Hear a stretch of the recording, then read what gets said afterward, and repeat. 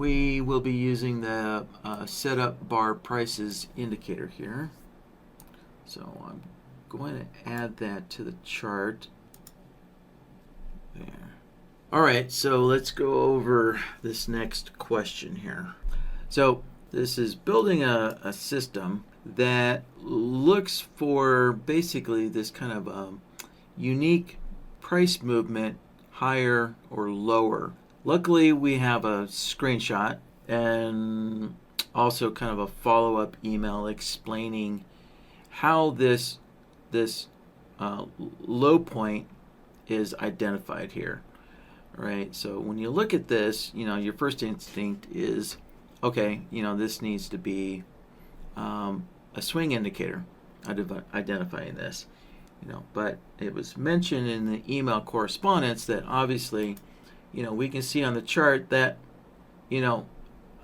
swing indicators, always have this kind of a delay, between, the high point and the low point actually being detected as a high or low point, and so sometimes a low point, takes more bars to identify as a true low point, and sometimes, high and low points can be detected right away here. So the solution, from the trader that's asking this question, their solution, to the delay in using a swing indicator, is they are using the the setup bar price indicator here. Obviously, we'll go through and we'll set this up so that you understand exactly how that's working out, right? So the setup bar prices indicator is identifying these lows, and highs. And so from there, so basically from these low points, we need a minimum of X number of points. And as soon as, the market gets above that, let's see here. Yeah, so it's looking for, higher lows. And so, as soon as the difference between the first low, so the setup bar prices indicator is identifying the first low. And then we just keep looking at the last low price, and as soon as it gets above, a certain distance, right? So we can see here this down bar. So in this screenshot here, this down bar's low finally made that minimum distance of separation between the low of this bar and the low of the bar back here, right? So the first low compared to kind of the current low, we're looking for X number of points of separation there. And so that'll be the trade signal. And then it goes on to explain, place a sell stop. Place a sell stop there. So, so today we're just going to set up the trade signals here, and then tomorrow we can finish this question off by setting up Blackbird to do the entries there, and also kind of move the stop entry price. Right? So, and so one of the key things that we need to keep in mind with BloodHound is that the sell stop, so here you go, the next part. So if the next candle closes with a higher low price, right, so this is actually should say higher low price, right? So in other words, if these bars just keep going higher, then the entry order needs to also trail up higher.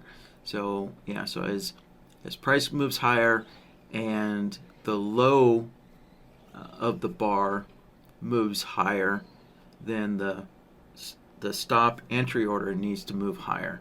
So, right. And so to do that, actually no, Blackbird doesn't need anything. Doesn't need anything extra to keep trailing the stop entry higher. Yeah, right. So the sell stop is moved higher if the lows of the bar keep moving higher. Yeah. And obviously if a bar makes, a lower low, then obviously your stop entry is going to get filled. And so bingo, right? Nothing more to do there. So Blackbird, yeah. So I was originally kind of thinking that, we need signals as price keeps on moving, as the low of the bars keeps on moving higher, but we don't. Blackbird can actually trail that sell stop entry automatically until it gets filled. That's basically what this is saying, is just keep moving the sell stop higher until it finally gets filled. So, all right, let's switch over to a minute chart. And I think I'm going to need the NQ for this. There. All right, let me make a new logic template. And let's see, before I move on, I should provide a name for the prior question that was answered. Let's see, so let's give this new question here a name. Alright, so basically this is a counter trend type of system here, so CT for counter trend, and it's probably looking for some kind of extreme price move, right? And then counting on price like returning to the mean or something like that.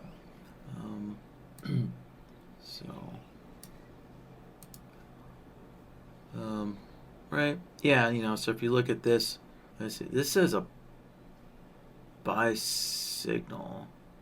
This would actually be a sell signal.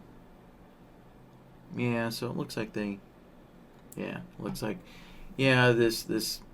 buy signal is actually backwards, incorrect. So yeah, because it's placing a sell stop, so we're actually generating a sell signal here. So this buy signal is incorrect. So again, so if we look at this, it's looking for price to move higher, and it's monitoring the low prices of the bar moving higher to some extreme amount, and then taking the counter trend sell signal there.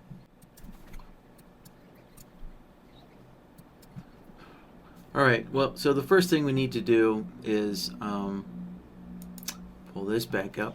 First thing we need to do is identify this first low point here. Yeah, so as soon as the difference between the first low, right, so we need to identify these first low points here.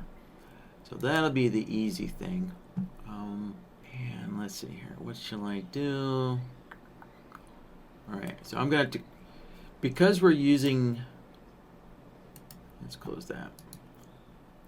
Let's go into my indicators list. So we're going to have to take a step back here. So because we're using, I thought I had put the setup bar prices on this chart. No, I haven't yet.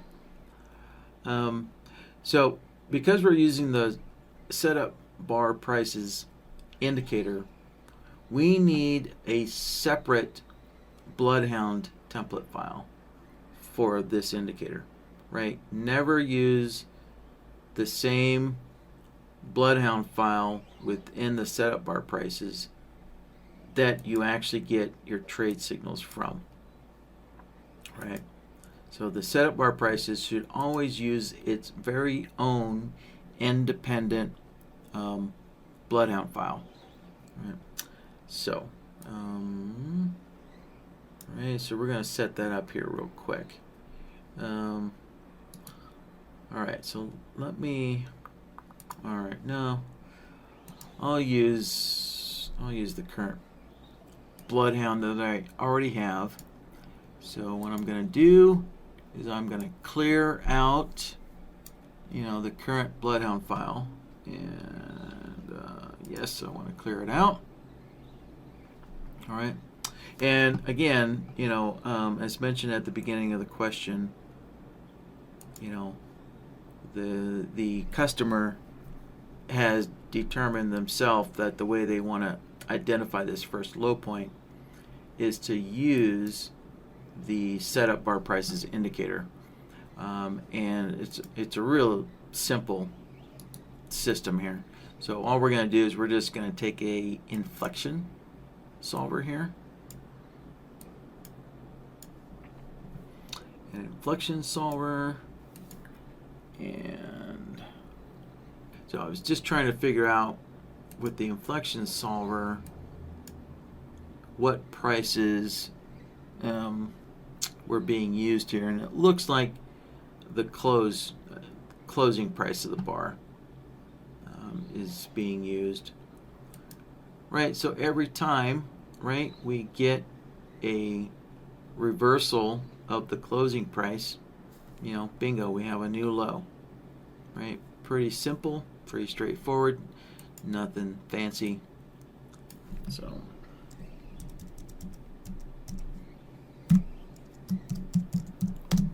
all right, so let's just name this, and then also let's save this as a separate file. All right, close inflection.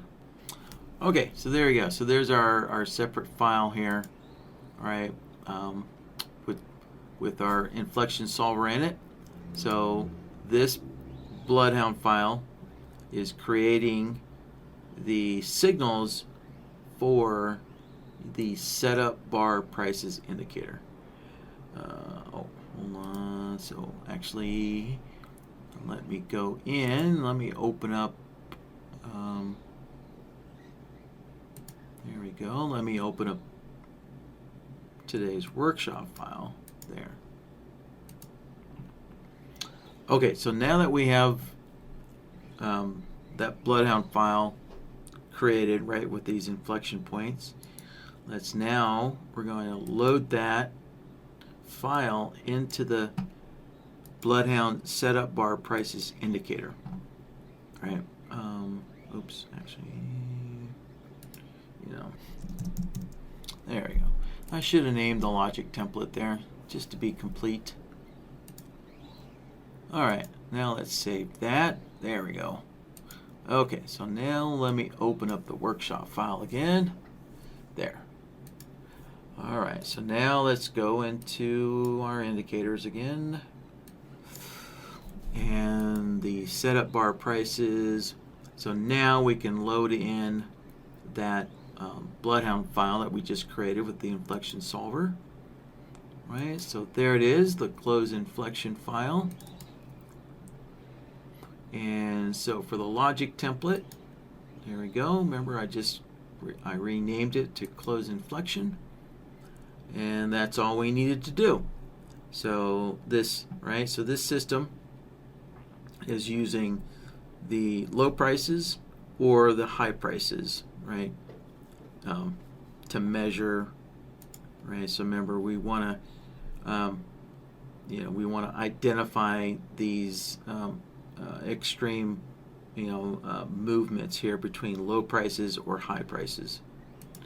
So the only plots that we need to see are the high and the low, and those are already on by default there. So, okay, click OK. All right. So let me make these stand out a little more than the swing highs and lows indicator there.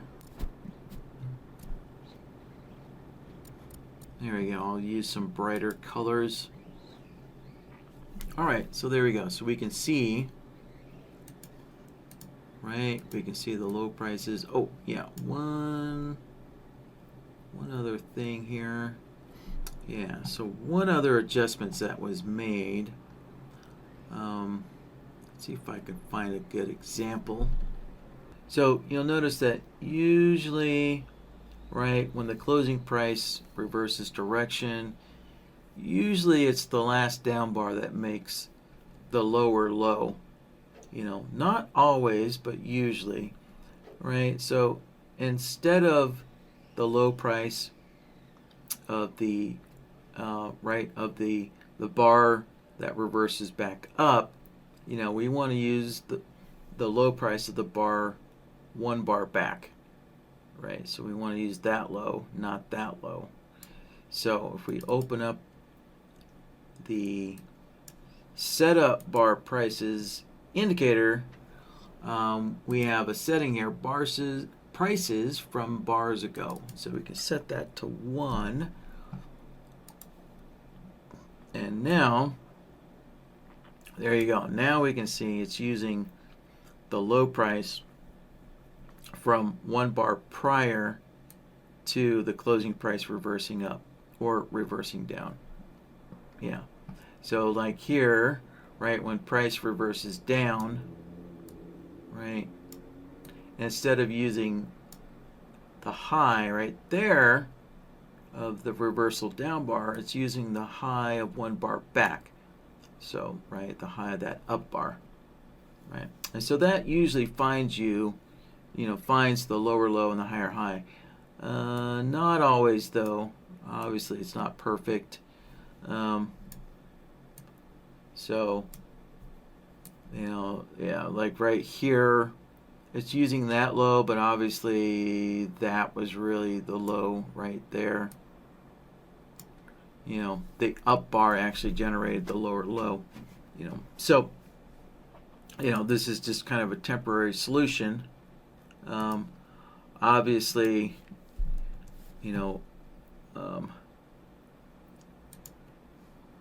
whatever the exact definition is of the first low, that definitely appears to need its own dedicated kind of indicator, coded specifically to identify, what is the first low point, and then also figure out between which 2 bars generate the lower low.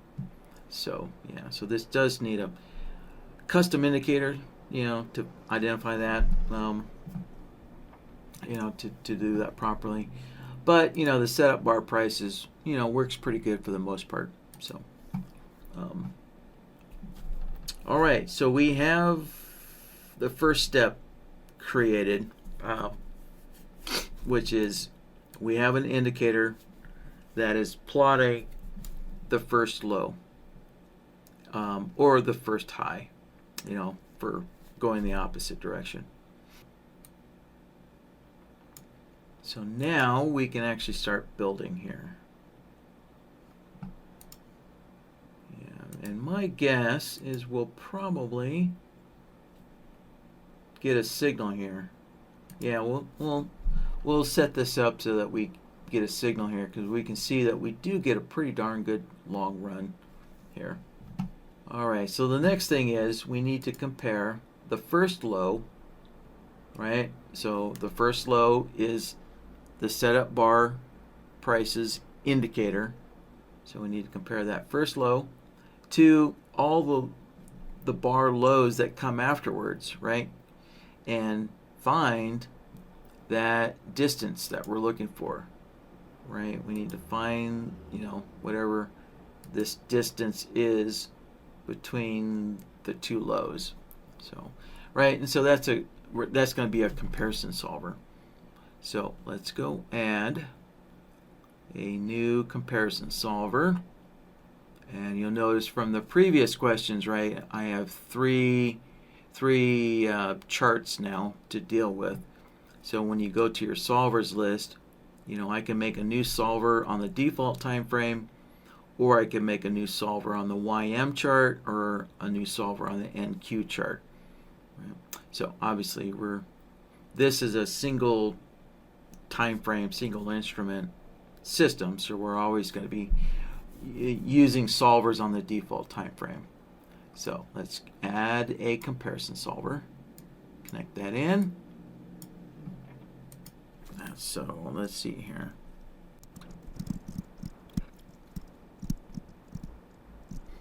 All right, so we're comparing the setup bar prices indicators, low and high plots to the low and high prices.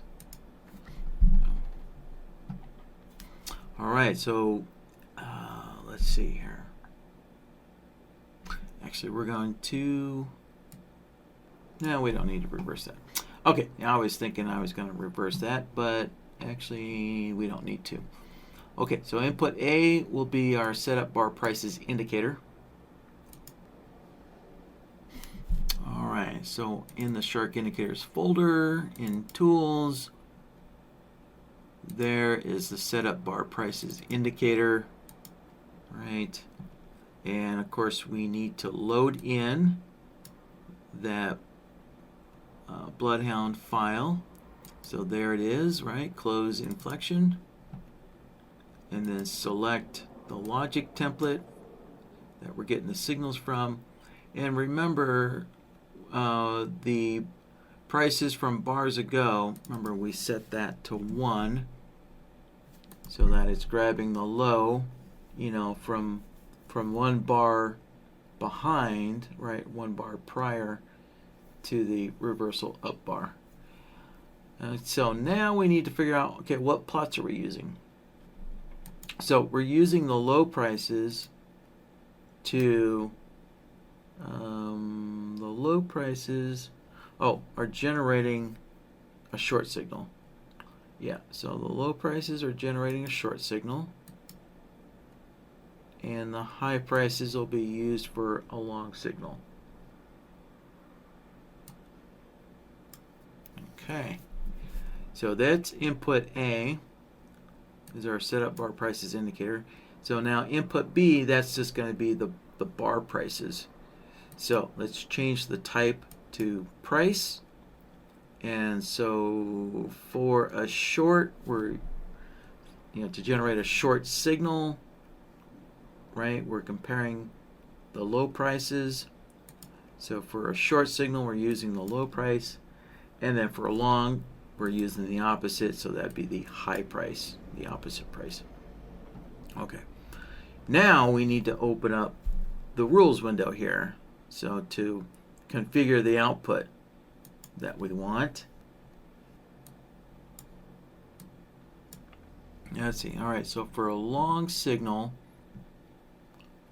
we want the BloodHound setup bar prices indicator to actually be less than or equal. Let's see, less than or equal to. The short. I'm sorry. I should start off with the short here. Let's reverse that. There we go. So, this is written for a short signal. So for a short output, we want the setup bar prices low plot to be less than or equal to whatever the current bar low is, and plus. So plus, since this is on the NQ, this is going to be a lot of points. Let's see here. Let's try 30 points to kind of start with. Yeah. All right. And so now to generate a long output or a long signal, right, the long side needs to be opposite of the short side. Right. I set the short side up first because the question was phrased, for a short signal. And so now I can just reverse everything for the long output. So we want the setup bar prices to be greater than the high minus 30 points. Yeah. All right, let's apply. See how that looks. Oh, okay. Yeah, I did get some things backwards. All right, sorry. Let's reverse the plus and minus there. Yeah, there we go. Okay. Yeah, so we're taking the low price and then minusing 30 points, right? So in other words, where we have these two short signals here, right? We're taking that low price, minusing 30 points, and then making sure that the setup bar prices plot is less than or equals to whatever that low is minus 30 points. Yeah. All right. So let's see if we have any long outputs. Yeah, there we go. Yeah. So here we go. So I imagine that this is kind of what this system is looking for, is, you know, some kind of extreme sudden move, you know, to either long or short, and then kind of counting on price making some kind of retracement or something like that. Yeah. So, right, this is taking,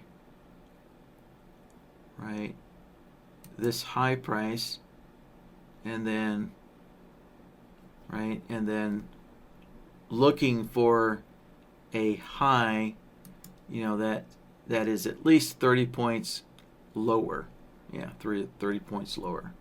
So there we go.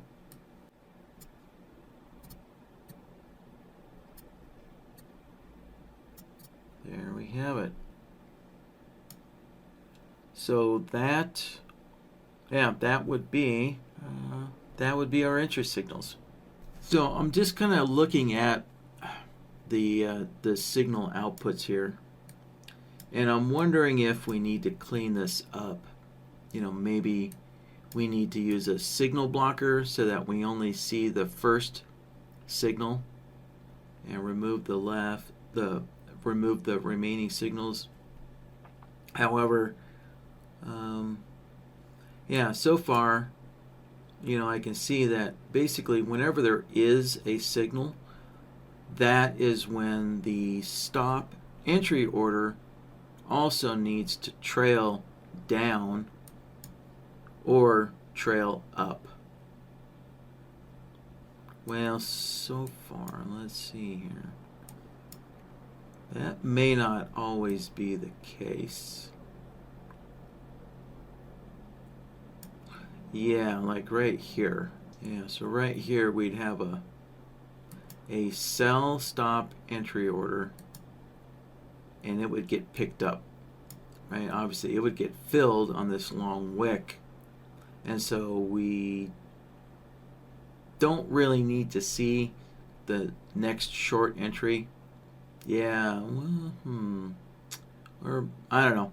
Again, this level of detail was not included in the question, so I'm just going to leave it as it is. But, you know, be mindful that, you know, always when it comes to, you know, building something, you know, it's always comes down to the details. So maybe this second signal needs to be cleaned up or not, you know, and that would be a simple matter of setting up a signal blocker. Right, yeah, setting up the signal blocker to do that, to block those signals. But I'll just kind of leave it as it is. So because who knows, maybe, you know, so if this sell stop entry order was filled and then the stop loss was hit, you know, while this next bar was forming here, right? So maybe this next bar, as it's building it hits that stop loss, but who knows? Maybe the trader wants to try and get in again, and so the trader might want to place another sell stop entry and attempt the trade again. Well, so maybe, yeah, you know, so who knows? So cleaning up these signals may be the wrong idea. So we'll just leave it at that. Yeah, and that does it. That's all that Blackbird needs. And let's see. Oh yeah. So let's take a look at this. 6:30. 1 minute. Oh, yeah, that's right. This was this morning. All right. Yeah, this was this morning with the jobs report and the inflation report. Yeah. So we had some really extreme moves this morning. So all right. So let's kind of look at how this would play out in Blackbird. We'll just kind of discuss this in theory here. So there we go. So we have a low, and then price moves quite a bit higher. So we have a really long wick, and we get a short signal right there. And so bingo, a sell stop entry order is placed. Then the next bar, the next bar closes. And so the sell stop would move up there. So Blackbird could just move that automatically. And then, the next bar closes. And so the sell stop would move higher again. And the sell stop would move higher again.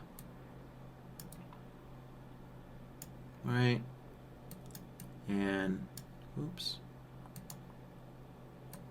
And higher one more time.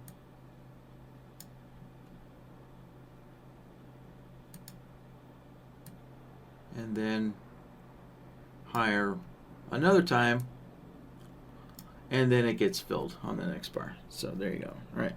So that's how that would play out in Blackbird. So, but we'll finish this question in tomorrow's Blackbird workshop.